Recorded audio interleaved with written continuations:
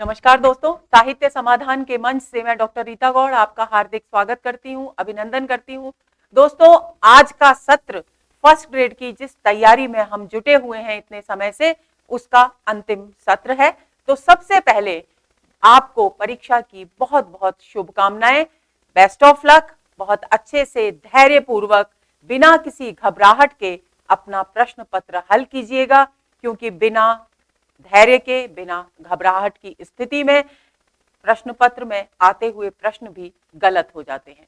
तो इस बात का बिल्कुल ध्यान रखिएगा। घर से निकलते समय मन में 5 बार ये बात जरूर दोहराएं कि मुझे सब कुछ आता है, मुझे सब कुछ आता है, मैं सब कुछ सही करके आऊंगा। तो आपकी मानसिक स्थिति बहुत सकारात्मक हो जाएगी और आपके लिए धैर्यपूर्वक प्रश्न पत्र को हल करना आसान हो जाएगा। तो चलिए, आज के अंतिम सत्र में आधुनिक कविता के इतिहास पर आधारित कुछ महत्वपूर्ण प्रश्नों पर चर्चा करते हैं। इनमें से कुछ प्रश्न पिछली परीक्षाओं में पूछे गए हैं और कुछ प्रश्न नए जोड़े गए हैं, जो कि परीक्षा की दृष्टि से बहुत उपयोगी हैं। तो चलिए शुरू करते हैं आज का सत्र। आज के सत्र का सबसे पहला प्रश्न है दोस्तों, द्विवेदी युगीन कविता के संदर्भ में इनमें से कौन सा कथन गलत है। और यह प्रश्न पूछा गया आरपीएससी फर्स्ट ग्रेड 2018 में। आपके विकल्प हैं, द्विवेदी युगीन कविता में राष्ट्रीयता का अभाव है, द्विवेदी युगीन काव्य में नीति और आदर्श की प्रधानता है, द्विवेदी युगीन काव्य में वर्ण विषयों का विस्तार हुआ है, द्विवेदी युगीन काव्य में सभी काव्य रूपों का प्रयोग हुआ है। तो दोस्तों, बिल्कुल स्पष्ट सा उत्तर है कि ए इस प्रश्न का बिल्कुल सही उत्तर है, क्योंकि द्विवेदी युगीन कविता में राष्ट्रीयता का अभाव नहीं था, बल्कि राष्ट्रीय भावनाओं की बहुत सशक्त मजबूत अभिव्यक्ति हुई। और यही कारण है कि द्विवेदी युग के प्रमुख कवियों में से एक मैथिली शरण गुप्त को महात्मा गांधी ने राष्ट्र कवि की उपाधि से सम्मानित किया था। और शेष तीनों विकल्प द्विवेदी युगीन कविता के विषय में पूरी तरह से सही है, क्योंकि द्विवेदी युगीन कविता में नीति और आदर्श की प्रधानता भी है। बहुत सारे अलग अलग भिन्न भिन्न विषयों पर काव्य सृजन किया गया और सभी काव्य रूप, मुक्तक, प्रबंध और खंड काव्य हमें देखने को मिलते हैं। अगले प्रश्न पर आते हैं। छायावाद के संदर्भ में निम्नलिखित में से कौन सा कथन असत्य है। आरपीएससी फर्स्ट ग्रेड 2018 में ही यह प्रश्न भी पूछा गया। विकल्प है, छायावादी कवियों ने प्रधान रूप से प्रणय की अनुभूतियों को व्यक्त किया है। दूसरा, छायावादी भावबोध, स्वानुभूति और सौंदर्य प्रधान कल्पना द्वारा निर्मित हुआ है। छायावादी काव्य यहां जोड़ लेंगे। छायावादी काव्य में कवि निराला की अनुभूति शैव दर्शन में परिणत होती चली जाती है। छायावादी कविता द्विवेदी युगीन नीरस, उपदेशात्मक और स्थूल आदर्शवादी काव्यधारा के विरुद्ध विद्रोह के रूप में प्रवाहित हुई। तो दोस्तों, इनमें असत्य कथन है सी, क्योंकि यह कथन बिल्कुल सही है कि छायावादी कवियों ने प्रणय यानी प्रेम की अनुभूतियों की अभिव्यक्ति की है। यह कथन छायावाद के विषय में पूरी तरह से सही है। दूसरा जो बिंदु है, छायावादी काव्य भावबोध, स्वानुभूति और सौंदर्य प्रधान कल्पना द्वारा निर्मित हुआ है। तो स्वानुभूति यानी अपनी अनुभूतियां और सौंदर्य की प्रधानता, व्यक्तिगत अनुभूतियों का चित्रण और सौंदर्य की प्रधानता छायावादी काव्य में प्रमुख रूप से देखने को मिलती है। तीसरा जो विकल्प है वो असत्य है, क्योंकि निराला की अनुभूति शैव दर्शन में परिणत नहीं होती, क्योंकि निराला का संबंध जिस दर्शन से था वो था अद्वैत वेदांत। तो यह कथन पूरी तरह से गलत है। प्रसंगवश मैं आपको दोस्तों ये बता दूं कि पंत जो छायावाद के कवि थे वे अरविंद दर्शन से जुड़े थे। प्रसाद का संबंध था शैव दर्शन, जिसे हम प्रत्यभिज्ञा दर्शन के नाम से भी जानते हैं, और महादेवी का संबंध था बौद्ध दर्शन। तो इस बात को आप कंठस्थ कर लेंगे। और ये कथन इसलिए असत्य है दोस्तों, जैसा कि मैंने आपको बताया कि निराला की अनुभूति शैव दर्शन में परिणत नहीं होती, बल्कि वे एक अद्वैत वेदांत की दार्शनिक अभिव्यक्ति करने वाले कवि हैं। अगले प्रश्न पर आते हैं। स्थापना। प्रगतिवाद की मूल स्थापना सैद्धांतिक रूप से प्रगतिशील थी। तर्क, क्योंकि उसका लक्ष्य भौतिक यथार्थवाद के आधार पर निर्मित और मूल्यों को प्रतिष्ठित करना था। अब विकल्प है ए और आर दोनों सही, ए और आर दोनों गलत। ए सही आर गलत और ए गलत आर सही। तो दोस्तों ए विकल्प इस प्रश्न का सही उत्तर है, क्योंकि ये दोनों ही कथन अपनी जगह सही है, स्थापना भी सही है और उसके लिए संबंध में जो तर्क दिया गया है वो भी सही है। इस बात को हम इस तरीके से समझ लेते हैं दोस्तों कि प्रगतिवाद का मूल जो अवधारणा है प्रगतिवाद की वो है मार्क्सवाद। प्रगतिवाद की मूल स्थापना सैद्धांतिक रूप से प्रगतिशील थी, जो प्रगतिशील चेतना से प्रेरित है। जो तर्क दिया गया है उसका लक्ष्य भौतिक यथार्थवाद। भौतिक यथार्थवाद का मतलब है कि संसार में जो कुछ भी वास्तविक रूप में हमें दिखाई देता है, प्रत्यक्ष रूप में हमें दिखाई देता है, वही भौतिक यथार्थवाद है और उसी भौतिक यथार्थवाद के आधार पर मूल्यों को प्रतिष्ठित करना प्रगतिवाद का उद्देश्य था। प्रगतिवादी यानी मार्क्सवादी कवि साहित्यकार ये मानते हैं कि दो विपरीत स्थितियों के बीच से ही प्रगतिशीलता का विकास होता है, विचारधारा का विकास होता है, संसार की वास्तविकता का विकास होता है और यही कारण है कि ये दोनों कथन पूरी तरह से सही हैं। आगे चलते हैं। इनमें से किस कवि का संबंध तीसरा सप्तक से है? और ये प्रश्न भी आरपीएससी फर्स्ट ग्रेड 2018 में पूछा गया। ए शमशेर बहादुर सिंह, बी केदारनाथ सिंह, सी रघुवीर सहाय और डी राजेंद्र किशोर। तो दोस्तों बी विकल्प इस प्रश्न का सही उत्तर है, क्योंकि केदारनाथ सिंह का संबंध है तीसरा सप्तक से, शमशेर बहादुर का संबंध है दूसरा सप्तक से, रघुवीर सहाय भी दूसरे सप्तक से संबंधित हैं और राजेंद्र किशोर का संबंध है चौथा सप्तक से। अगले प्रश्न पर आते हैं। पांचवा प्रश्न, प्रयोगवादी काव्य के संदर्भ में इनमें से कौन सा कथन असत्य है? आरपीएससी फर्स्ट ग्रेड 2018 में ही ये प्रश्न पूछा गया। प्रयोगवाद ने बड़ी बड़ी घटनाओं, बड़े बड़े व्यक्तियों और बड़े बड़े जीवन प्रसंगों को विशाल फलक पर इतिवृत्तात्मक काव्य का निर्माण किया। दूसरा, प्रयोगवादी कवि भावुकता के स्थान पर ठोस बौद्धिकता को स्वीकार करते हैं।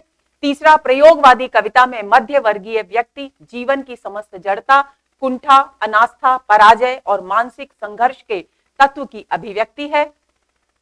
अगला, प्रयोगवाद नाम उन कविताओं के लिए रूढ़ हो गया जो तार सप्तक के माध्यम से सन 1943 में प्रकाशन जगत में आई। तो दोस्तों इस प्रश्न के विषय में असत्य कथन है ए, क्योंकि प्रयोगवाद ने बड़ी बड़ी घटनाओं, बड़े बड़े व्यक्तियों और बड़े बड़े जीवन प्रसंगों के विशाल फलक पर इतिवृत्तात्मक काव्य का निर्माण नहीं किया। आपकी स्मृति में ताजा कर दूं दोस्तों, इतिवृत्तात्मकता द्विवेदी युगीन काव्य की विशेषता थी, प्रयोगवाद की नहीं। इसलिए यह कथन असत्य है। शेष कथन प्रयोगवाद के विषय में पूरी तरह से सही है, क्योंकि ठोस बौद्धिकता को भी स्वीकार करता है प्रयोगवाद।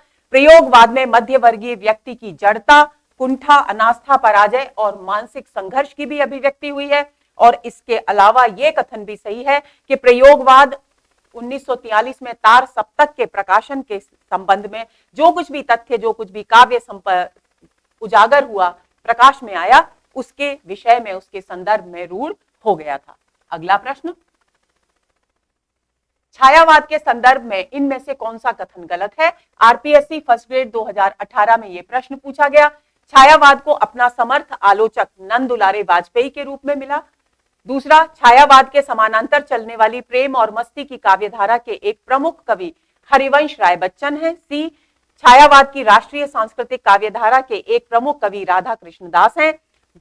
चौथा, महादेवी वर्मा ने अज्ञात प्रियतम के प्रति प्रणय निवेदन किया। तो दोस्तों इनमें से असत्य कथन है सी, क्योंकि छायावाद की राष्ट्रीय सांस्कृतिक काव्यधारा के एक प्रमुख कवि राधा कृष्ण दास नहीं है। राधा कृष्ण दास का संबंध भारतेंदु युग से है। शेष कथन पूरी तरह से सही है, क्योंकि नंद दुलारे वाजपेयी के रूप में छायावाद को अपना एक समर्थ आलोचक मिला, कथन सही है। प्रेम और मस्ती की काव्यधारा के प्रमुख कवि बच्चन हैं, ये भी सही है। और महादेवी वर्मा ने अज्ञात प्रियतम के प्रति प्रणय निवेदन किया, ये कथन भी पूरी तरह से सही है। आगे चलते हैं। किस विकल्प में रचना और उसका प्रकाशन वर्ष सही नहीं है? आरपीएससी फर्स्ट ग्रेड 2018 में यह प्रश्न पूछा गया। जूही की कली 1916, युगांत 1936, कामायनी 1938, यामा 1940। तो दोस्तों सी विकल्प इस प्रश्न का सही उत्तर है, क्योंकि कामायनी का प्रकाशन वर्ष 1938 नहीं बल्कि 1935 है। अगला प्रश्न, भारतेंदु युग के विषय में कौन सा कथन सही नहीं है? आरपीएससी ग्रेड 1 2018 में ये प्रश्न पूछा गया। इस युग का लगभग प्रत्येक कवि या लेखक किसी न किसी पत्र का संपादक था। किसके विषय में बात की जा रही है? भारतेंदु युग के विषय में बात की जा रही है, ध्यान रखना है। दूसरा विकल्प है, इस युग के कवियों ने ब्रज भाषा की प्राचीन काव्य शैली को पूर्णतः त्याग कर नवीन शैली को अपना लिया। तीसरा है, इस युग की कविता में अंग्रेजों की साम्राज्यवादी नीति, आर्थिक शोषण, काले गोरे का भेदभाव आदि का विरोध मिलता है। चौथा है, बालकृष्ण भट्ट और प्रताप नारायण मिश्र इस युग के उल्लेखनीय निबंधकार हैं। तो दोस्तों, इसके विषय में असत्य कथन है बी, क्योंकि इस युग के कवियों ने ब्रज भाषा की प्राचीन काव्य शैली को पूरी तरह से नहीं त्यागा। तो ये कथन असत्य है। शेष तीनों कथन पूरी तरह से भारतेंदु युग के विषय में सत्य कथन है, क्योंकि इस युग के प्रत्येक लेखक ने, लगभग सभी ने किसी न किसी पत्र का संपादन किया, पूरी तरह से सही है। अंग्रेजों की साम्राज्यवादी नीति और आर्थिक शोषण, काले गोरे का भेदभाव आदि का विरोध इस काव्य में किया गया, ये भी सही है। और बालकृष्ण भट्ट और प्रताप नारायण मिश्र इस युग के प्रमुख निबंधकार थे, ये बात भी सही है। अगले प्रश्न पर आते हैं। भारतेंदु हरिश्चंद्र के संबंध में असत्य कथन है। आरपीएससी फर्स्ट ग्रेड 2018 में यह प्रश्न पूछा गया। वे नवयुग के अग्रदूत और आधुनिकता के जन्मदाता थे। पंडित रघुनाथ, पंडित सुधाकर द्विवेदी, पंडित रामेश्वर दत्त व्यास आदि के प्रस्ताव के अनुसार हरिश्चंद्र को 1880 में भारतेंदु की पदवी से विभूषित किया गया। तीसरा है, उन्होंने प्राचीन की पूर्ण उपेक्षा करके नवीन का अंधानुकरण किया।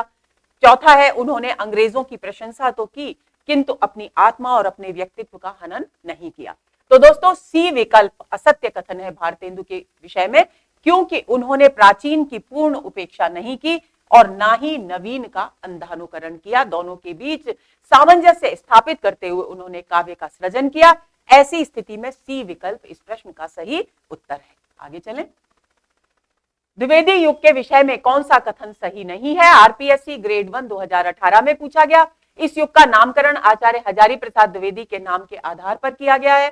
भाषा को परिष्कृत करने और शब्द भंडार बढ़ाने के उत्साह में इस युग में खड़ी बोली आवश्यकता से अधिक संस्कृत गर्भित हो गई। इस युग में प्रधानता इतिवृत्तात्मक काव्य की रही। इस युग के कवियों ने रूढ़ियों और परंपराओं के स्थान पर प्रकृति, मानव और जीवन के संबंध में व्यापक दृष्टिकोण को ग्रहण किया। तो दोस्तों, इसके विषय में असत्य कथन है ए, क्योंकि द्विवेदी युग के नामकरण का आधार आचार्य हजारी प्रसाद द्विवेदी का नाम नहीं, बल्कि आचार्य महावीर प्रसाद द्विवेदी का नाम है। तो ए विकल्प इस प्रश्न का सही उत्तर है। अगला प्रश्न, कौन सा कथन मैथिली शरण गुप्त के कृतित्व से मेल नहीं खा रहा है? आरपीएससी ग्रेड 1 2018 में प्रश्न पूछा गया। खड़ी बोली के स्वरूप निर्धारण और विकास में इनका योगदान अन्यतम है। उर्मिला, यशोधरा, विष्णुप्रिया आदि इनकी अपूर्व चरित्र सृष्टियां हैं। इनकी प्राय सभी रचनाएं राष्ट्रीयता से ओतप्रोत हैं। इनकी सर्वाधिक प्रचारित रचना भारत भारती 5 खंडों में विभक्त है। तो दोस्तों, मैथिली शरण गुप्त के विषय में ए, बी और सी तीनों कथन पूरी तरह से सत्य है। असत्य कथन है डी, क्योंकि आपकी जो सबसे प्रसिद्ध रचना है भारत भारती, उसके 5 नहीं बल्कि 3 खंड हैं। अतीत, भविष्यत और वर्तमान। इसको इस तरीके से कर लेंगे, अतीत, वर्तमान और भविष्य। इस बात को आपको ध्यान में रखना है। अगला प्रश्न, इनमें से किस कवि का संबंध तीसरा सप्तक से है? आरपीएससी ग्रेड 1 2018 में प्रश्न पूछा गया। सर्वेश्वर दयाल सक्सेना, रघुवीर सहाय, स्वदेश भारती या गिरजा कुमार माथुर। दोस्तों, इस प्रश्न का सही उत्तर है ए, सर्वेश्वर दयाल सक्सेना, क्योंकि सर्वेश्वर दयाल सक्सेना का संबंध तीसरा सप्तक से है। रघुवीर सहाय का संबंध दूसरा सप्तक से, स्वदेश भारती का चौथा सप्तक से और गिरजा कुमार माथुर का तार सप्तक से संबंध है। अगले प्रश्न पर आते हैं। प्रकाशन वर्ष की दृष्टि से पंत की निम्नलिखित रचनाओं को सही क्रम में लगाइए। आरपीएससी ग्रेड 1 2018 में यह प्रश्न पूछा गया। ग्रंथि, स्वर्ण किरण, युगवाणी, चिदंबरा। आ की मात्रा लगा लेंगे। दूसरा विकल्प है ग्रंथि, युगवाणी, स्वर्ण किरण, चिदंबरा, युगवाणी, ग्रंथि, चिदंबरा, स्वर्ण किरण, या फिर युगवाणी, स्वर्ण किरण, ग्रंथि और चिदंबरा। इस प्रश्न का सही उत्तर है बी, ग्रंथि। 1920, 1939, 1947 और 1968। तो दोस्तों इस प्रकाशन वर्ष के आधार पर यह स्पष्ट हो जाता है कि बी विकल्प इस प्रश्न का सही उत्तर है। यही क्रम प्रकाशन वर्ष की दृष्टि से पंत की कृतियों का उचित क्रम है। आगे चलते हैं। प्रकाशन वर्ष की दृष्टि से दिनकर की इन काव्य कृतियों का सही क्रम किस विकल्प में है? आरपीएससी ग्रेड 1 2018 में यह प्रश्न पूछा गया। रश्मिरथी, रेणुका, सामधेनी, सामधेनी, उर्वशी, सामधेनी, रश्मिरथी, उर्वशी, रेणुका, रेणुका, सामधेनी, रश्मिरथी, उर्वशी, रेणुका, रश्मिरथी, उर्वशी, सामधेनी। तो दोस्तों सी विकल्प इस प्रश्न का सही उत्तर है। 1935 में रेणुका का प्रकाशन हुआ, 1947 में सामधेनी प्रकाशित हुई, 1952 में रश्मिरथी प्रकाशित हुई और 1961 में उर्वशी का प्रकाशन हुआ। तो प्रकाशन वर्ष के आधार पर यह साफ जाहिर हो जाता है कि यही दिनकर की कृतियों का सही क्रम है। आगे चलें। अगला प्रश्न, प्रकाशन वर्ष की दृष्टि से प्रसाद की निम्नलिखित रचनाओं का सही क्रम किस विकल्प में है? आरपीएससी ग्रेड 1 2018 में यह प्रश्न पूछा गया। आंसू, ध्रुव स्वामिनी, स्कंदगुप्त, कामायनी, स्कंदगुप्त, आंसू, कामायनी, ध्रुव स्वामिनी, आंसू, स्कंदगुप्त, ध्रुव स्वामिनी, कामायनी या ध्रुव स्वामिनी, आंसू, स्कंदगुप्त, कामायनी। तो दोस्तों सी विकल्प इस प्रश्न का सही उत्तर है। 1925 में आंसू, 1928 में स्कंदगुप्त, 1933 में ध्रुव स्वामिनी और 1935 में कामायनी का प्रकाशन हुआ। तो इस प्रकाशन क्रम के आधार पर सी विकल्प इस प्रश्न का सही उत्तर है। प्रकाशन वर्ष की दृष्टि से अज्ञेय की इन रचनाओं का सही क्रम है। आरपीएससी ग्रेड 1 2015 में यह प्रश्न पूछा गया। बावरा अहेरी, इत्यलम, हरी घास पर क्षण भर, आंगन के पार द्वार, या फिर हरी घास पर क्षण भर, बावरा अहेरी, इत्यलम, आंगन के पार द्वार, इत्यलम, बावरा अहेरी, आंगन के पार द्वार, हरी घास पर क्षण भर, या फिर इत्यलम, हरी घास पर क्षण भर, बावरा अहेरी और आंगन के पार द्वार। डी विकल्प इस प्रश्न का सही उत्तर है।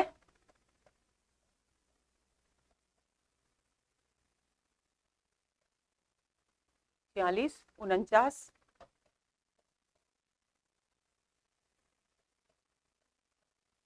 इत्यलम का प्रकाशन हुआ 1946 में, हरी घास पर क्षण भर का प्रकाशन हुआ 1949 में, बावरा अहेरी प्रकाशित हुई 1954 में और आंगन के पार द्वार का प्रकाशन वर्ष है 1961। तो डी विकल्प इस प्रश्न का दोस्तों सही उत्तर है। अगले प्रश्न पर आते हैं। खड़ी बोली हिंदी का प्रथम महाकाव्य कौन सा है? बहुत ही आसान सा सवाल है, आपको अब तक कंठस्थ हो चुका होगा। आरपीएससी ग्रेड 1 2015 में यह प्रश्न पूछा गया। प्रिय प्रवास, साकेत, कामायनी या वैदेही वनवास। तो दोस्तों ए विकल्प इस प्रश्न का सही उत्तर है, क्योंकि हरिऔध के द्वारा रचित प्रिय प्रवास खड़ी बोली हिंदी का पहला महाकाव्य माना जाता है। साकेत हमारे पाठ्यक्रम में है, मैथिली शरण गुप्त की रचना है। कामायनी जयशंकर प्रसाद की कृति है और वैदेही वनवास भी हरिऔध की ही कृति है।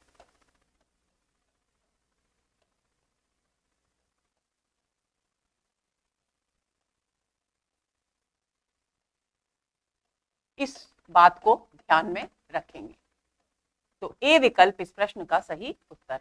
अगला प्रश्न, इनमें से कौन सी रचना मैथिली शरण गुप्त की नहीं है? आरपीएससी ग्रेड 1 2015 में प्रश्न पूछा गया।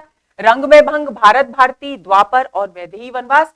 पिछले ही प्रश्न में हमने चर्चा की, डी विकल्प बिल्कुल सही उत्तर है, क्योंकि वैदेही वनवास हरिऔध की कृति है, मैथिली शरण गुप्त की नहीं। अगला प्रश्न, इनमें छायावाद की विशेषताओं से संबंधित कौन सा विकल्प सही नहीं है? आरपीएससी ग्रेड 1 2015 में यह प्रश्न पूछा गया। आत्मानुभूति की अभिव्यक्ति, कल्पना की अतिशयता, सूक्ष्म के प्रति स्थूल का विद्रोह, सौंदर्य के प्रति अत्यधिक आकर्षण। तो दोस्तों आत्मानुभूति छायावादी काव्य की विशेषता है, कल्पना की अतिशयता भी यहां मिलती है, सूक्ष्म के प्रति स्थूल का विद्रोह छायावादी काव्य की विशेषता नहीं है। तो यही इस प्रश्न का सही उत्तर है, क्योंकि छायावाद की विशेषता है स्थूल के प्रति सूक्ष्म का विद्रोह, न कि सूक्ष्म के प्रति स्थूल का विद्रोह। सौंदर्य के प्रति अत्यधिक आकर्षण भी छायावादी काव्य में देखने को मिलता है। तो सी विकल्प इस प्रश्न का सही उत्तर है। आगे चलें। प्रकाशन वर्ष की दृष्टि से पंत की रचनाओं का सही कालक्रम किस विकल्प में है? आरपीएससी ग्रेड 1 2015 में यह प्रश्न पूछा गया। डी विकल्प इस प्रश्न का सही उत्तर है। ग्रंथि का प्रकाशन हुआ 1920 में, गुंजन का प्रकाशन हुआ 1932 में, युगांत प्रकाशित हुई 1936 में और 1940 में प्रकाशित हुई ग्राम्या। तो 1920, 1932, 1936 और 1940, तो इस प्रकार डी विकल्प इस प्रश्न का सही उत्तर है। आगे चलते हैं। प्रकाशन वर्ष की दृष्टि से महादेवी वर्मा के काव्य संग्रहों का सही क्रम किस विकल्प में है? आरपीएससी ग्रेड 1 2015 में यह प्रश्न पूछा गया। विकल्प है दीपशिखा, नीरजा, निहार, सांध्य गीत, निहार, नीरजा, दीपशिखा, सांध्य गीत, निहार, नीरजा, सांध्य गीत, दीपशिखा या नीरजा, निहार, सांध्य गीत और दीपशिखा। सी विकल्प इस प्रश्न का सही उत्तर है। 1930, 1934, 1936 और 1942 इस क्रम में ये कृतियां प्रकाशित हुई। यही कारण है कि सी इस प्रश्न का सही उत्तर है। अगले प्रश्न पर आते हैं। प्रसादकृत कामायनी महाकाव्य से संबंधित कौन सा कथन सही नहीं है? आरपीएससी ग्रेड 1 2015 में यह प्रश्न पूछा गया। इसकी कथा 16 सर्गों में विभक्त है। सर्गों का नामकरण चिंता, श्रद्धा आदि मनोविकारों के आधार पर हुआ है। इनमें कर्म का संदेश और वैराग्य मत का खंडन है। सूक्ष्म मनोविकारों को मूर्त रूप देते हुए प्रसाद ने अत्यंत सजीव और अद्वितीय चित्रण किया है। तो दोस्तों, इसके विषय में, कामायनी के विषय में एक कथन पूरी तरह से असत्य है, क्योंकि कामायनी 16 सर्गों में नहीं बल्कि 15 सर्गों में विभक्त है। कामायनी में सर्गों की संख्या है 15। आगे चलते हैं। प्रकाशन वर्ष की दृष्टि से दिनकर की काव्य कृतियों का सही क्रम किस विकल्प में है? आरपीएससी ग्रेड 1 2015 में यह प्रश्न पूछा गया। दोस्तों, आप देख रहे हैं कि प्रकाशन वर्ष की दृष्टि से सुमेलित करने के व्यवस्थित क्रम के विकल्प को चुनने का प्रश्न बार बार पूछा जा रहा है, तो आप इस बात पर विशेष रूप से ध्यान दें। आपका पहला विकल्प है रश्मिरथी, कुरुक्षेत्र, रसवंती, उर्वशी। रसवंती, कुरुक्षेत्र, रश्मिरथी, उर्वशी, कुरुक्षेत्र, रसवंती, रश्मिरथी, उर्वशी, उर्वशी, रश्मिरथी, कुरुक्षेत्र, रसवंती। दोस्तों, इस प्रश्न का सही उत्तर है बी, रसवंती, कुरुक्षेत्र, रश्मिरथी और उर्वशी इस प्रश्न का सही उत्तर है, क्योंकि प्रकाशन वर्ष की दृष्टि से यह क्रम पूरी तरह से उपयुक्त है। रसवंती का प्रकाशन वर्ष है 1940, कुरुक्षेत्र का प्रकाशन वर्ष है 1946, रश्मिरथी प्रकाशित हुई 1952 में और 1961 प्रकाशन वर्ष है उर्वशी का। तो ऐसी स्थिति में बी विकल्प इस प्रश्न का सही उत्तर है। आगे चलते हैं। इनमें कुरुक्षेत्र से संबंधित कौन सा कथन सही नहीं है? आरपीएससी ग्रेड 1 2015 में यह प्रश्न पूछा गया। इसका कथानक महाभारत से लिया गया है। यह गांधीवादी विचारधारा से प्रभावित है। इनमें कुल 7 सर्ग हैं। इसमें भीष्म और युधिष्ठिर के माध्यम से युद्ध एवं शांति विषयक विशद और गंभीर चिंतन प्रस्तुत किया गया है। तो दोस्तों, इस प्रश्न का सही उत्तर है बी, क्योंकि यहां गांधीवादी विचारधारा का प्रभाव बिल्कुल भी दिखाई नहीं देता। शेष तीनों विकल्प कुरुक्षेत्र के विषय में पूरी तरह से सही है। और मैं आपको याद दिला दूं, कुरुक्षेत्र रामधारी सिंह दिनकर की कृति है। आगे चलते हैं।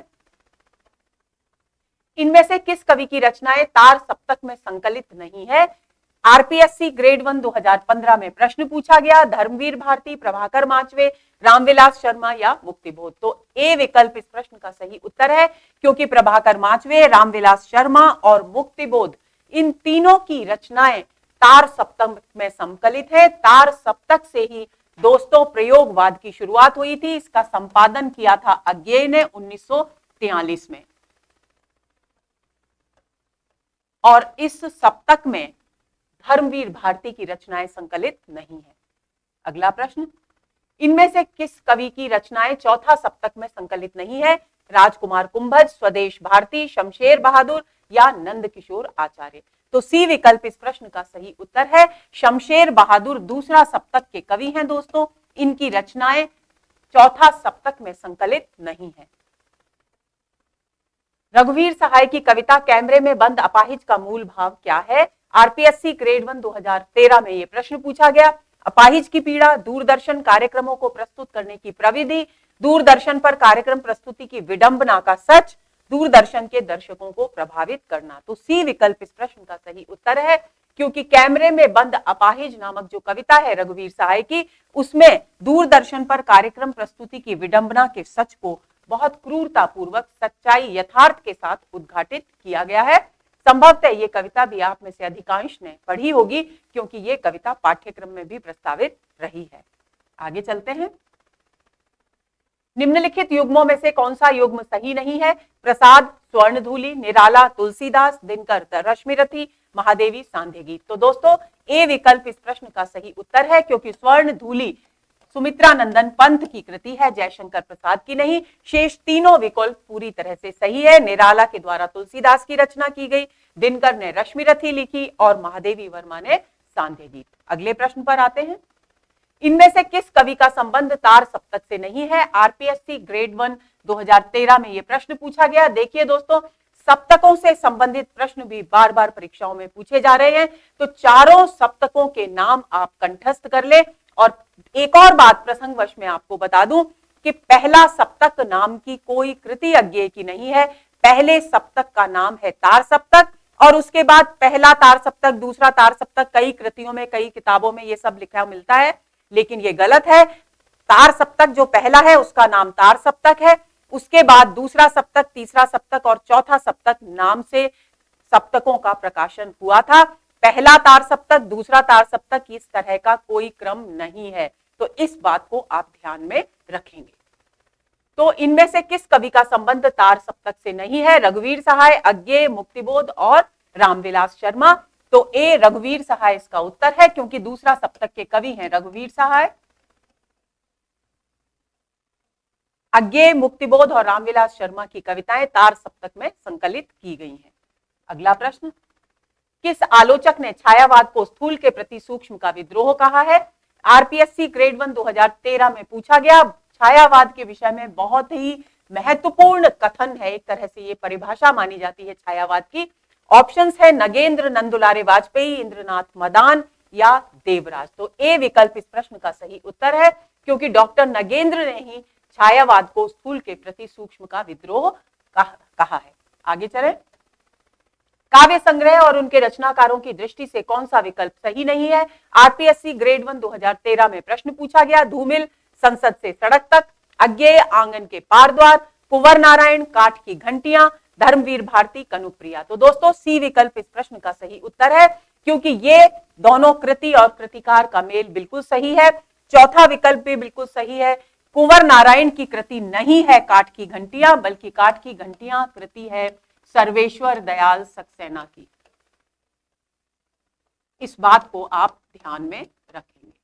अगला प्रश्न, पूरी अमी की कटोरिया सी चिरजीवों विक्टोरिया रानी समस्या की पूर्ति करने पर सुकवि की उपाधि किसे दी गई? भारतेंदु हरिश्चंद्र, अंबिका दत्त व्यास, प्रताप नारायण मिश्र या फिर राधा कृष्ण दास। तो बी विकल्प इस प्रश्न का सही उत्तर है। अंबिका दत्त व्यास को सुकवि की उपाधि दी गई इस समस्या पूर्ति को करने के लिए। समस्या पूर्ति के विषय में भी थोड़ा सा संक्षेप में मैं आपको बता देती हूँ दोस्तों। भारतेंदु युग में समस्या पूर्ति की जो विशेषता है कविता की, वो बहुत ही प्रभावशाली रूप में उभर कर सामने आई। यहाँ पर कविता वर्धनी सभा जैसी बहुत सारी संस्थाओं की स्थापना हुई, जिनके मंच पर कवियों को आमंत्रित किया जाता था और उन्हें एक पंक्ति उदाहरण के तौर पर दी जाती थी, जिसे काव्य के रूप में उन्हें तत्काल पूरा करना पड़ता था। और जब वे इस समस्या कवि पंक्ति के काव्य पंक्ति के रूप में उन्हें दी जाती थी, जब वे उसे बहुत श्रेष्ठ तरीके से पूरा कर देते थे, तो वो कहलाती थी समस्या पूर्ति। तो ये विशेषता भारतेंदु युग में उभर कर सामने आई और सुकवि की उपाधि इस पंक्ति को पूरा करने पर, इस समस्या पूर्ति को पूरा करने पर अंबिका दत्त व्यास को दी गई। आगे चलते हैं। अगला प्रश्न, धन्य भूमि भारत सब रत्नन की उपजावने कविता के रचयिता हैं राधा कृष्णदास, प्रेमघन, प्रताप नारायण मिश्र या भारतेंदु हरिश्चंद्र। बी विकल्प इस प्रश्न का सही उत्तर है। ये पंक्तियां प्रेमघन यानी बद्री नारायण चौधरी प्रेमघन के द्वारा लिखी गई हैं। अगला प्रश्न, त्रिशूल उपनाम से कौन काव्य रचना किया करते थे? गया प्रसाद शुक्ल सनेही, रामचरित उपाध्याय, राय देवी प्रसाद पूर्ण या फिर सैयद अमीर अली मीर। तो दोस्तों ए विकल्प इस प्रश्न का सही उत्तर है। गया प्रसाद शुक्ल सनेही त्रिशूल उपनाम से काव्य सृजन किया करते थे।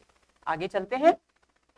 प्रिय प्रवास रचना का प्रकाशन वर्ष है, आपको याद होगा प्रिय प्रवास हरिऔध की कृति है और ये हिंदी खड़ी बोली हिंदी का पहला महाकाव्य माना जाता है। 1914 इसका प्रकाशन वर्ष है, तो ए विकल्प इस प्रश्न का सही उत्तर है। दिल्ली कविता संबंधित है दिनकर, निराला, रामनरेश त्रिपाठी या मुकुटधर पांडे, तो बी विकल्प इस प्रश्न का सही उत्तर है, क्योंकि दिल्ली कविता का संबंध सूर्यकांत त्रिपाठी निराला से है। आगे चलें। सरोज स्मृति का रचना वर्ष है 1935, 1936, 1937 या 1934, तो ए विकल्प इस प्रश्न का सही उत्तर है। 1935 में लिखी गई कृति है सरोज स्मृति, जिसे हिंदी का पहला शोक गीत भी माना जाता है। सूर्यकांत त्रिपाठी निराला ने अपनी पुत्री सरोज की स्मृति में इस काव्य का सृजन किया था। अगला प्रश्न, मिट्टी की बारात कृति के लेखक हैं मुक्तिबोध, नागार्जुन, रामविलास शर्मा या शिव मंगल सिंह सुमन, तो डी विकल्प इस प्रश्न का सही उत्तर है। शिव मंगल सिंह सुमन की कृति है मिट्टी की बारात। अगला प्रश्न, जापानी लोक कथा पर आधारित कविता है शब्द, असाध्य वीणा, अंधेरे में और ब्रह्म राक्षस, तो दोस्तों बी विकल्प इस प्रश्न का सही उत्तर है। अज्ञेय की कृति जो कि एक लंबी कविता है असाध्य वीणा, ये जापानी लोक कथा पर आधारित है। अगला प्रश्न, माया दर्पण कविता के रचयिता हैं श्री राम वर्मा, दुष्यंत कुमार, श्रीकांत वर्मा या दूधनाथ सिंह, तो दोस्तों सी विकल्प इस प्रश्न का सही उत्तर है। माया दर्पण कविता श्रीकांत वर्मा के द्वारा रची गई है। अगले प्रश्न पर आते हैं। मिट्टी से कहूंगा धन्यवाद कविता के रचयिता हैं राजेश जोशी, प्रयाग शुक्ल, एकांत श्रीवास्तव या अनामिका, तो सी विकल्प इस प्रश्न का सही उत्तर है। एकांत श्रीवास्तव के द्वारा रचित कविता है मिट्टी से कहूंगा धन्यवाद। अगला प्रश्न, चूरन साहब लोग जो खाता सारा हिंद हजम कर जाता किस कवि की है? प्रताप नारायण मिश्र, भारतेंदु, बालकृष्ण भट्ट और प्रेमघन, तो दोस्तों बी विकल्प इस प्रश्न का सही उत्तर है। भारतेंदु हरिश्चंद्र के द्वारा रचित पंक्तियां हैं ये। अगला प्रश्न, होगा फिर से दुधर्ष समर, जड़ से चेतन का निशिवासर, पंक्ति निराला की किस कृति की है? तुलसीदास, राम की शक्ति पूजा, अनामिका या जूही की कली, तो दोस्तों ए विकल्प इस प्रश्न का सही उत्तर है। तुलसीदास नामक उनकी जो कृति है उससे ली गई पंक्तियां हैं ये। आगे चलते हैं। ओज और औदात्य के कवि कौन है? भारतेंदु, निराला, अज्ञेय या फिर पंत, तो अच्छी तरह से आपको पता है बी विकल्प इस प्रश्न का सही उत्तर है। निराला को ओज और औदात्य का कवि कहा जाता है। पंत की किस कृति को छायावाद का मैनिफेस्टो यानी घोषणा पत्र कहा जाता है? विकल्प है पल्लव, गुंजन, ग्रंथि और वीणा, तो दोस्तों ए विकल्प इस प्रश्न का सही उत्तर है। पल्लव नामक पंत की जो कृति है वो छायावाद का घोषणा पत्र यानी मैनिफेस्टो कहलाती है। आगे चलते हैं। मुकुटधर पांडे को छायावाद का जनक किसने माना है? निराला, इलाचंद जोशी, आचार्य शुक्ल या हजारी प्रसाद द्विवेदी, तो सी विकल्प इस प्रश्न का सही उत्तर है। आचार्य शुक्ल ने मुकुटधर पांडे को छायावाद का जनक माना है। अगला प्रश्न, सिर पर जूता पैर में टोपी किसकी कविता है? रघुवीर सहाय, लक्ष्मीकांत वर्मा, नागार्जुन या फिर अज्ञेय, तो दोस्तों बी विकल्प इस प्रश्न का सही उत्तर है। लक्ष्मीकांत वर्मा के द्वारा रचित कविता है सिर पर जूता पैर में टोपी। आगे चलें। द्वापर का काव्य रूप है महाकाव्य, खंड काव्य, मुक्तक काव्य या इनमें से कोई नहीं, तो बी विकल्प इस प्रश्न का सही उत्तर है। खंड काव्य है द्वापर, जो कि मैथिली शरण गुप्त की रचना है।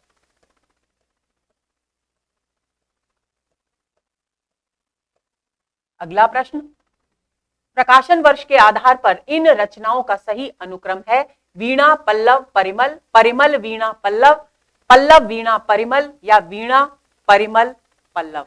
ए विकल्प इस प्रश्न का सही उत्तर है। वीणा प्रकाशित हुई 1927 में, पल्लव प्रकाशित हुई 1928 में और 1930 में प्रकाशित हुई परिमल।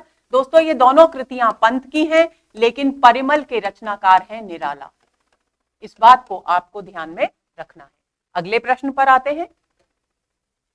मन का राग कविता के रचयिता हैं भारत भूषण अग्रवाल, शमशेर, जगदीश गुप्त या बालकृष्ण भट्ट, तो दोस्तों बी विकल्प इस प्रश्न का सही उत्तर है। शमशेर के द्वारा रचित कविता है मन का राग। आगे चलते हैं। मैंने बिना सिर उठाए और किसी चौखट से टकराए अपना सिर बचा लिया है। काव्य पंक्तियों के रचयिता हैं रघुवीर सहाय, सर्वेश्वर दयाल सक्सेना, लक्ष्मीकांत वर्मा या धर्मवीर भारती। तो सी विकल्प इस प्रश्न का सही उत्तर है। लक्ष्मीकांत वर्मा की पंक्तियां हैं ये। आगे चलते हैं। विश्व काव्य चयनिका के संपादक हैं रामविलास शर्मा, डॉक्टर नगेंद्र, नंदुलारे वाजपेयी या नामवर सिंह।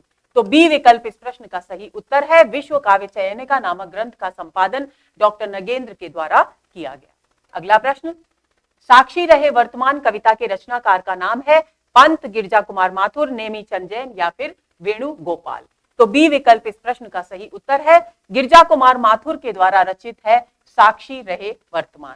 अगला प्रश्न, राष्ट्रीय कविता भारत बारहमासा के रचयिता हैं प्रेमघन, प्रताप नारायण मिश्र, राधा कृष्णदास या भारतेंदु हरिश्चंद्र।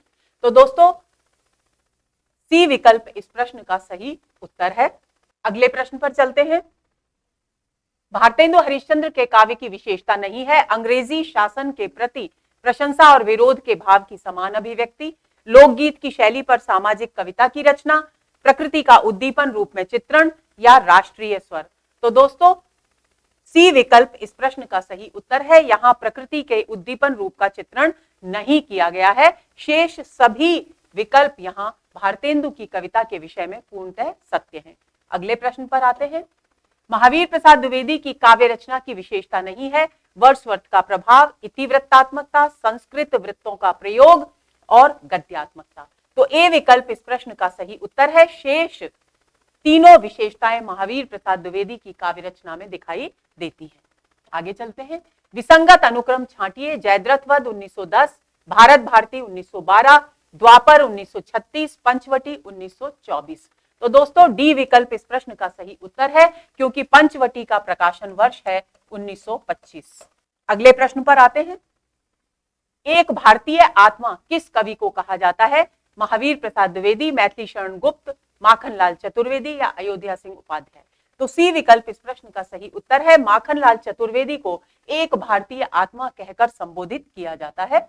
अगला प्रश्न, कला और बूढ़ा चांद के रचयिता कौन है? मुक्तिबोध, निराला, महादेवी या पंत। डी विकल्प इस प्रश्न का सही उत्तर है क्योंकि ये कृति सुमित्रा नंदन पंत के द्वारा रची गई है। अगला प्रश्न,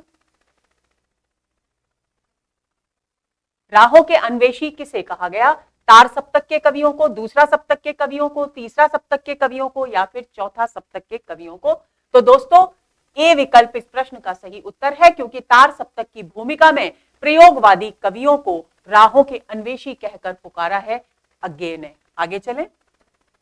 तार सप्तक का प्रकाशन वर्ष है 1942, 41, 43 या 49। तो 1943 तार सप्तक के प्रकाशन का वर्ष है। सी विकल्प इस प्रश्न का सही उत्तर है। अगला प्रश्न, अतुकांत काव्य संकलन से संबंधित है कुंवर नारायण, लक्ष्मीकांत वर्मा, केदारनाथ सिंह या केदारनाथ अग्रवाल। तो बी विकल्प इस प्रश्न का सही उत्तर है। लक्ष्मीकांत वर्मा के द्वारा रचित काव्य संग्रह है अतुकांत। आगे चलते हैं। अगला प्रश्न, अग्निलीख कविता के रचनाकार हैं भवानी प्रसाद मिश्र, केदारनाथ अग्रवाल, भारत भूषण अग्रवाल या फिर हरिवंश राय बच्चन। तो सी विकल्प इस प्रश्न का सही उत्तर है। अग्निलीख नामक कविता लिखी भारत भूषण अग्रवाल ने। आगे चलते हैं। आदिम एकांत कविता के रचनाकार हैं जगदीश गुप्त, शमशेर बच्चन या फिर नागार्जुन। ए विकल्प इस प्रश्न का सही उत्तर है। जगदीश गुप्त के द्वारा रची गई आदिम एकांत नामक कविता। अगले प्रश्न पर आते हैं। दुख सबको मांझता है पंक्ति के रचनाकार हैं मुक्तिबोध, प्रसाद, निराला या फिर अज्ञेय। तो डी विकल्प इस प्रश्न का सही उत्तर है क्योंकि यह पंक्ति अज्ञेय के द्वारा ही रची गई है। अगला प्रश्न, विजयिनी विजय वैजयंती कविता के रचयिता हैं प्रेमघन, प्रताप नारायण मिश्र, भारतेंदु या ठाकुर जगमोहन सिंह। तो सी विकल्प इस प्रश्न का सही उत्तर है। भारतेंदु के द्वारा रचित पंक्तियां हैं विजयिनी विजय वैजयंती। अगला प्रश्न, केवल मनोरंजन न कवि का मर्म होना चाहिए, उसमें उचित उपदेश का भी मर्म। ये कर्म कर लेंगे दोस्तों इसे। केवल मनोरंजन न कवि का कर्म होना चाहिए, उसमें उचित उपदेश का भी मर्म होना चाहिए। पंक्तियां किस कविता से हैं? भारत भारती, साकेत, जयद्रथ वध या प्रिय प्रवास। तो ये पंक्तियां दोस्तों भारत भारती मैथिली शरण गुप्त की जो कृति है जिसका प्रकाशन 1912 में हुआ उससे ली गई है। ए विकल्प इस प्रश्न का सही उत्तर है।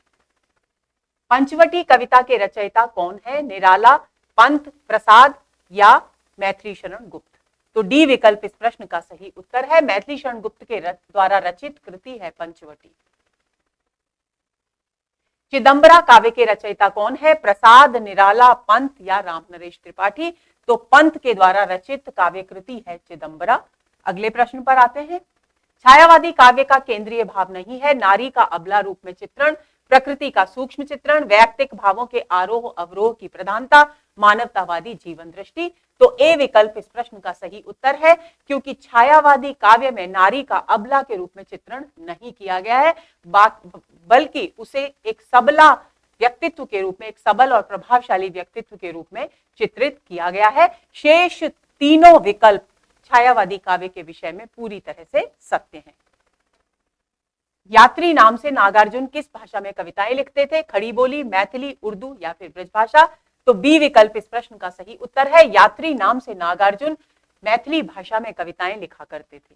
अगला प्रश्न, अज्ञेय ने किस सप्तक में प्रयोगवाद संबंधी अवधारणा को स्पष्ट किया? तार सप्तक, दूसरा सप्तक, तीसरा सप्तक या फिर चौथा सप्तक? तो दोस्तों ए विकल्प इस प्रश्न का सही उत्तर है। अभी मैंने एक प्रश्न के संदर्भ में चर्चा भी की। तार सप्तक में अज्ञेय ने अपनी प्रयोगवाद विषयक अवधारणा को स्पष्ट किया। अगला प्रश्न, आशंका के द्वीप अंधेरे में के नाम से मुक्तिबोध की कविता अंधेरे में का प्रकाशन सर्वप्रथम किस पत्रिका में और कब हुआ? कल्पना 1964, कल्पना 1954, कल्पना 1961, कल्पना 1963? तो दोस्तों ए विकल्प इस प्रश्न का सही उत्तर है। कल्पना नामक पत्रिका में 1964 में मुक्तिबोध की अंधेरे में कविता आशंका के द्वीप अंधेरे में के नाम से प्रकाशित हुई। अगला प्रश्न, मछली घर संकलन के रचयिता हैं धर्मवीर भारती, अशोक वाजपेयी, कुंवर नारायण या फिर विजय देव नारायण शाही? तो डी विकल्प इस प्रश्न का सही उत्तर है। विजय देव नारायण शाही के द्वारा रचित कृति है मछली घर। अगला प्रश्न, पंख और पतवार कविता के रचयिता हैं भारत भूषण अग्रवाल, केदारनाथ अग्रवाल, बच्चन या दिनकर? तो बी विकल्प इस प्रश्न का सही उत्तर है। केदारनाथ अग्रवाल के द्वारा रचित कृति है पंख और पतवार। अगला प्रश्न, खड़ी बोली का प्रथम महाकाव्य कौन सा है? बहुत ही आसान प्रश्न है ये, आप लोगों के लिए कई बार पढ़ चुके हैं हम। ए साकेत, बी कामायनी, सी प्रिय प्रवास या डी उर्वशी? तो बी विकल्प इस प्रश्न का सही उत्तर है। प्रिय प्रवास खड़ी बोली हिंदी का पहला महाकाव्य है जिसकी रचना हरिऔध के द्वारा की गई थी। अगला प्रश्न, कार्ल मार्क्स की पुत्री जैनी पर जैनी कृति किसने लिखी? सियाराम शरण गुप्त, प्रेमघन, मैथिली शरण गुप्त या हरिऔध? तो सी विकल्प इस प्रश्न का सही उत्तर है। मैथिली शरण गुप्त ने जैनी नामक कृति की रचना की। आधुनिक काल का वैदिक कवि किसे कहा जाता है? मैथिली शरण गुप्त, सियाराम शरण गुप्त, नाथूराम शर्मा शंकर या फिर दिनकर? तो बी विकल्प इस प्रश्न का सही उत्तर है। सियाराम शरण गुप्त को आधुनिक काल का वैदिक कवि कहा जाता है। अगला प्रश्न, एक फूल की चाह कविता किसकी है? मुकुटधर पांडे, सुभद्रा कुमारी चौहान, माखन लाल चतुर्वेदी या सियाराम शरण गुप्त? तो डी विकल्प इस प्रश्न का सही उत्तर है। सियाराम शरण गुप्त के द्वारा रचित कृति है एक फूल की चाह। आगे चलते हैं। अगला प्रश्न, प्रसिद्ध राष्ट्रगान झंडा ऊंचा रहे हमारा 1924 ईस्वी के रचयिता कौन है? श्यामलाल पार्षद, पुरुषोत्तम दास, श्रद्धाराम फुल्लौरी या टैगोर? तो ए विकल्प इस प्रश्न का सही उत्तर है। श्यामलाल पार्षद के द्वारा लिखा गया ये गीत झंडा ऊंचा रहे हमारा। आगे चलते हैं। झारखंडी किस कवि का बचपन का नाम था? प्रसाद, पंत, निराला या फिर दिनकर? तो ए विकल्प इस प्रश्न का सही उत्तर है। प्रसाद को बचपन में झारखंडी कहकर पुकारा जाता था। अगला प्रश्न, आधुनिक काल की मीरा किसे कहा जाता है? महादेवी वर्मा, सुभद्रा कुमारी चौहान, कीर्ति चौधरी या प्रभा खेतान? तो ए विकल्प इस प्रश्न का सही उत्तर है। आधुनिक युग की मीरा कहकर महादेवी वर्मा को संबोधित किया जाता है। अगला प्रश्न, अंधा युग किसकी कृति है? नागार्जुन, धर्मवीर भारती, भीष्म साहनी या फिर त्रिलोचन? तो बी विकल्प इस प्रश्न का सही उत्तर है। धर्मवीर भारती का गीति नाट्य है अंधा युग। अपने आप को डिप्टी राष्ट्रकवि किसने कहा? मैथिली शरण गुप्त, दिनकर, निराला या फिर प्रसाद? तो बी विकल्प इस प्रश्न का सही उत्तर है। दिनकर ने मैथिली शरण गुप्त को राष्ट्रकवि और स्वयं को डिप्टी राष्ट्रकवि कहकर संबोधित किया। अगला प्रश्न, परिमल नामक संस्था से कौन संबंधित थे? नए कवि, प्रगतिशील लेखक, मार्क्सवादी आलोचक या भारतेंदु युगी नाटककार? तो ए विकल्प इस प्रश्न का सही उत्तर है। नए कवियों का संबंध था परिमल नामक संस्था से, जो लगभग 1944 के आसपास स्थापित की गई थी। आगे चलते हैं। विश्व युद्ध को लेकर लिखी गई कृति है कुरुक्षेत्र, रश्मिरथी, संशय की एक रात या आत्मजयी। तो ए विकल्प इस प्रश्न का सही उत्तर है। कुरुक्षेत्र विश्व युद्ध को लेकर लिखी गई दिनकर की कृति है। रश्मिरथी के लेखक भी दिनकर हैं। संशय की एक रात कृति नरेश मेहता की है और आत्मजयी के रचनाकार हैं कुंवर नारायण।